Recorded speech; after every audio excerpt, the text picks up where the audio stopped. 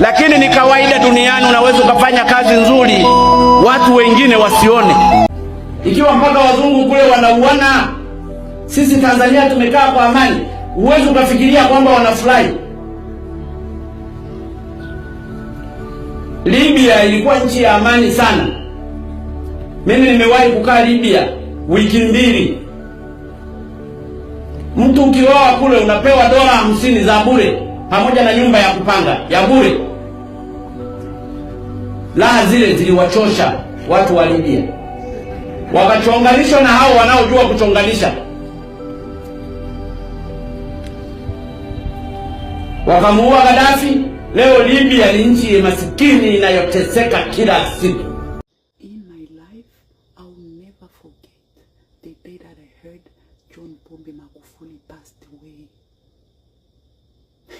I was in pain. I cried that day. Until today, it still pains me. I swear to God. If you see this kind of comment, you understand that John Pombe Magufuli wasn't the president of Tanzania only. He was the president of Africa. It's just because as Africans, we always take people for granted.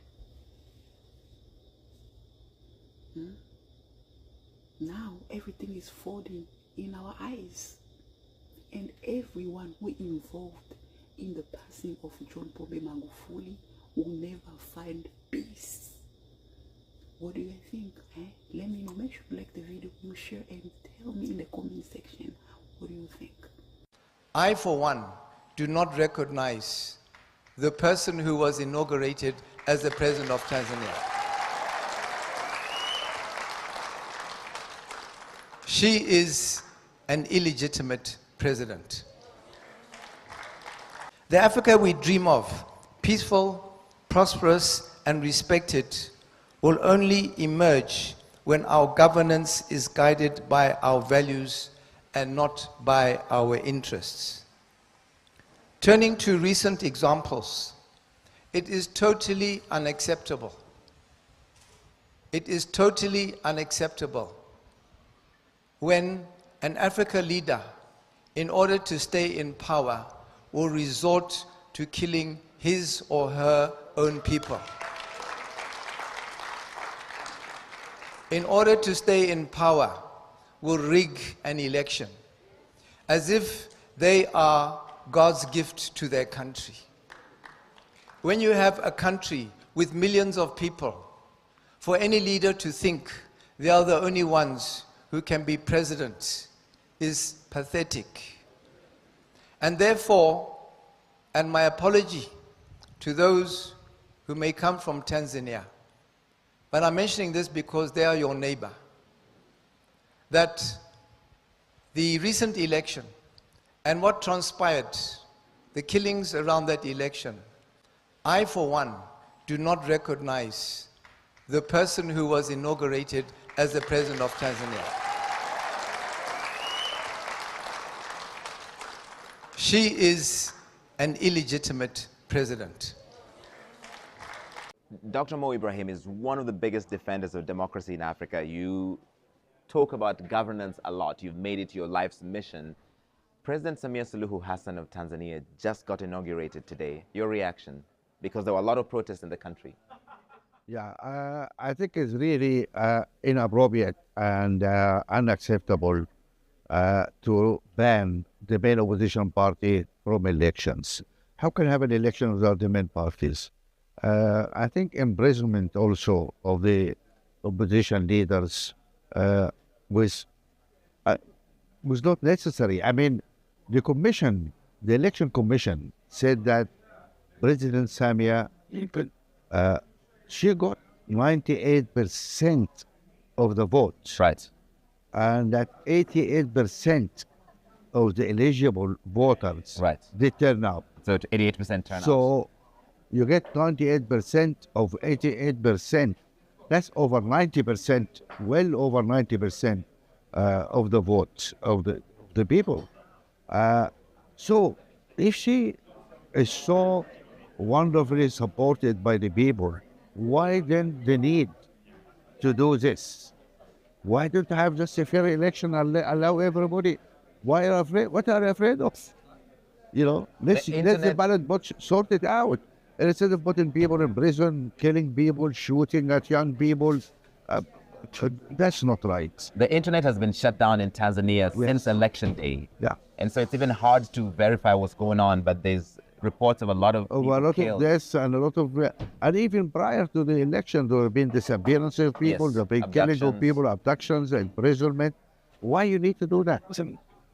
If you are so beloved by the country, if you're going to get over 90% of the vote, why don't you just relax and let a fair election take place instead of really smearing the whole process by blood unnecessary?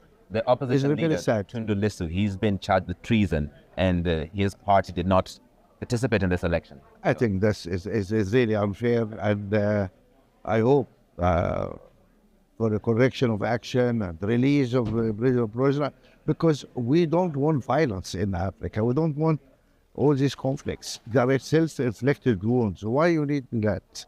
This hurts our economy. Who will invest in our countries if we have violence and we have, loss of security and rule of law? It doesn't help us going forward. So the African Union congratulated her for her victory. Also, a lot of African presidents said congratulations. But they also know, the African Union also noted strongly the loss of lives and what happened. Yes. And probably the president has enough votes there. It's fine. All what we object to or we don't like actually is this violence. That is unnecessary. Would you tell her that directly when you speak to her next? If she willing to speak to me, of course I'll speak to her. And what will you tell her? I told her exactly what I said to you. I say the same things. I don't have two faces. I say it as it is, and that we always have to do that. Dr. Mo Ibrahim, thank you so much. Thank you. You know, whenever I come across the clips or the situations and the stories of Tanzania today, I remember the clip of Pombe Magufuli when he's still alive, as he was trying to address his people, telling them that all that he's doing today is for the people of Tanzania, but not for himself. All that he was trying to force and fight, maybe to pass us the bills in this country, was not for his own good, but he was trying to fight for the people of Tanzania and the entire country of Tanzania. So, and he said clearly that he don't want one day, he may not like one day to regret maybe for the decision that he's making in that country. We see all that is happening in this country today. Maybe I can say that the spirit of Magufuli, whenever it is today, it is not in peace. It isn't not in peace. It is worried for the mistake that, because now I feel like he is blaming himself for choosing this woman as his deputy, so that it gave her a chance to come and lead this country. Because if he would have not elected this leader to be his deputy, maybe then we could have never experienced or find this woman Samia being the leader of this country. Now, siku moja mtakuja kuzungumza kalikuwepo kama Magufuli. Ninawaambia ukweli. I've come across different clips where the African leaders are disclosing their truth, because they claim well that they don't recognize the presidency of Samia. They don't recognize the victory of Samia because he don't feel to be the leader or the president of the country. He don't have that qualities of a presidency. You know, many countries in Africa, things happen to mostly during this electoral periods. A lot of things happens, but again, when why in Tanzania today something has happened and it's being seen as different, because this is a country that we never used to see this kind of things. We never used to, and now today, from that clips that I've played and those speeches, it is very hard for Samia to lead this country for those 5 years. It will be so tough a period of his governance. Because how can you lead a government or a country when you are not being wanted by your people? You are not being welcomed. You are not appreciated. You are not being appreciated. People don't want you. They don't want to listen to you. You cannot just come out and go to address your people anyhow or anytime that you want, because these people don't have peace with you. They don't have trust. They don't trust in you. They don't love you. They know well that they never voted for you. So this is the kind of Samia's governance that I don't know how he's going to handle and lead this country for this period of 5 years. And now,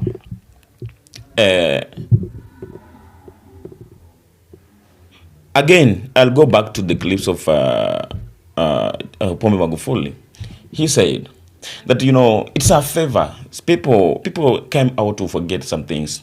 For you being a leader or being elected as a leader or selected, it is not because you are so stronger, you are so perfect than other people. Imagine a country having 50 million people, 50 and above million people, and you are being elected or you are being chosen to be a leader of the country. Then you have to know that this is a favor. This is a favor from God, because there are some people who are even perfect and better than you. There are some people who can lead this country than you. But why are you the one who has get this opportunity and chance to lead this country? You must know that such things happens because it is a favor. When God wants you to do something, then no matter how many you are or how many you are, but you will get that favor and you get that opportunity to lead other people because you are the chosen one. So there are some leaders, we say that these are God sent, these are the chosen one. But there are some, we can't say that they are the God's chosen one. Because God cannot choose you to go and lead the people, the same people that you are killing, taking their lives. God cannot choose you to go and destroy people in the name of governance. So today, the country of Tanzania has tried to fail the legacy and the sovereignty of the country of Tanzania and the entire East African leadership. Because at this time, when you take a look of how the youth are handling things, how the youth are coming out boldly fighting for the freedom and the change of Africa, these are not the ways that our African leaders are doing. This is not the way. You can imagine thousands of people being killed in a single day. Thousands of people being killed in a single day, being buried in massive graves. Some of them gone missing, some of them being arrested, jailed, some of them being abducted, and again you are still calling yourself a democratic leader who was chosen or elected by a highest percentage of people. Then this might be a joke. This must be a joke, because this is not the African that we are fighting for. This is not the African that we are championing for. This is not the African that we or our African freedom fighters were fighting for. This is not the Africa or the way of life that our ancestors were fighting for. They were fighting for great change. They were fighting for a free Africa. Imagine being a leader or a president, and your fellow president calling you an illegitimate president. What shame is that? Calling you an illegitimate president. So, on my views, I am not a Tanzanian, but what is happening in the country of Tanzania today, when we as Africans, we keep watching, keep silence over everything that is happening, all that is happening in that country, it might happen to your country tomorrow. It might happen in my country tomorrow. If we don't come out, if we don't stand up and condemn all these evils that are being done in Africa, in the name of governance, in the name of leadership, then we are planting something that will come to consume the entire generation of Africa. We are planting some seeds that will come up one day to make sure that every generation of Africa will suffer. So this is the time when you see African news and Africans are coming out to condemn all these evil things that are being done by African leaders, the greedy African leaders. It is not because we don't like them. It is not because we don't love them. But we are trying to fight for change. We are trying, because, you know, when we come here to speak about the unity of Africa, maybe the agenda to be achieved by 2063, it is not because we will be there. Some of us will not be there when this agenda will be achieved. But there are some people who will be there. And these people, when this time comes, even if I will not be there, even if you will not be there, but they will celebrate your achievement. They will celebrate your struggle. That's why today we are coming here to speak about Kwame Nkrumah, about Malcolm X, because they were fighting for this great change that we are starting to experience today. They are not here as these things are happening. Today we know all that is happening across the world. We know that the world, the great countries, the great empires today are struggling. They are suffering. They are suffering because of the great change that is happening in Africa. But the people who started to achieve, to advocate this, the people who started to champion these agendas are no longer today living. But what they started is what is happening today. What they started doing all those years is what we are pushing today, is what is making other people not to have peace in their land because of all that they did to all these great people. So when we sit here as the youth today to condemn all that's happening across Africa by our greedy African leaders, we are not only doing this for us, but we are doing this because we need the great Africa. We need the best Africa. We need a free and an independent Africa that even the generation to come will find the great Africa that they will have to appreciate the struggle, the achievement, and the change that we are fighting for today. So all I can say today is that I may like the bodies like UN, the bodies like ICC, the free independent and free corruption bodies to stand out and make sure that the people of Tanzania get justice. Make sure that the country of Tanzania regain its sovereignty, its peace, the peace that Magufuli and Mwalimu Kambarage Nyerere were fighting for.